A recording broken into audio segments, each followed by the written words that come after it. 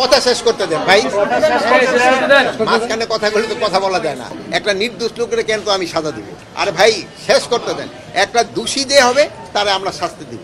একটা জিনিস আপনারা সাথে মনে রিয়েলাইজ করছেন, আমার কথা শোনা যায় কিনা? এই আপনারা রিয়েলাইজ করছেন যে দেশের আইন শৃঙ্খলা পরিস্থিতি রক্ষা করা কি রকম কষ্ট। আপনারা এই যে অল্প কয়েকজন ভাই আছেন, একই গোত্রের কিন্তু সবাই, আপনাদের ধরনের নিয়ন্ত্রণ করতে কি রকম ঝামেলা হয়ে যাচ্ছে।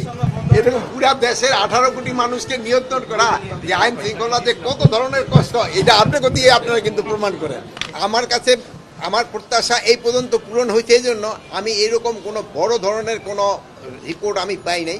হ্যাঁ, রাস্তাঘাটে তো 2-1টা অ্যাক্সিডেন্ট হয়েছে, এটা তো আমি না করব না, কিন্তু ওই ধরনের কোনো বড় ধরনের কোনো ঘটনা ঘটেনি। 2-1টা ছোটোখাটো চুরি চেষ্টামি এইগুলি তো হচ্ছে, এটা না, বাট বড় ধরনের। এই জন্য আমি মোটামুটিভাবে খুশি, যেমন আপনারাও খুশি, আমিও খুশি।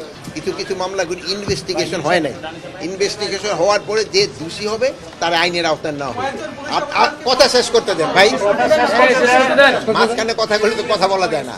আপনারাই কিন্তু সবসময় বলছেন নির্দোষীরা যেন কোনো অবস্থায় সাজা না পায়, এই জন্য আমাদের ইনভেস্টিগেশনটা করতে দেন। যদি ইনভেস্টিগেশন করার পর যেই দোষী হোক না কেন, কাউরে আইনের বাইরে থাকা হবে না, তারা আমরা অবশ্যই আইনের আওতায় নিয়ে। ভাই হাসতেছেন তো, বলেন, আপনারাই বলছেন, আপনার কথাই তো আমি রাখতেছি যে তারা ওইভাবে প্রমাণিত না হলে তারা আমি কেন একটা নির্দোষ লোকের কেন তো আমি সাজা দিব? কিন্তু সব ক্ষেত্রে একটা নির্দোষ লোকের আমি কেন সাজা দিব? আরে ভাই শেষ করতে দেন। একটা দোষী দিয়ে হবে তারা আমরা শাস্তি দিব। এখন এদের ক্ষেত্রে একটা কিশোরগঞ্জে এদের ক্ষেত্রে ধরেন একটা উপদেষ্টাদের একটা 3 জনের একটা কমিটি হয়েছে, ওনাদের একটা রিকমেন্ডেশন দিছে। ওই রিকমেন্ডেশনটা পাওয়ার পরে ওনাদের যদি দোষী হয় ওনাদের ব্যবস্থা নেওয়া হবে, যদি দোষী না হয় ওনাদের আবার যার যার জায়গায় ফেরত হবে।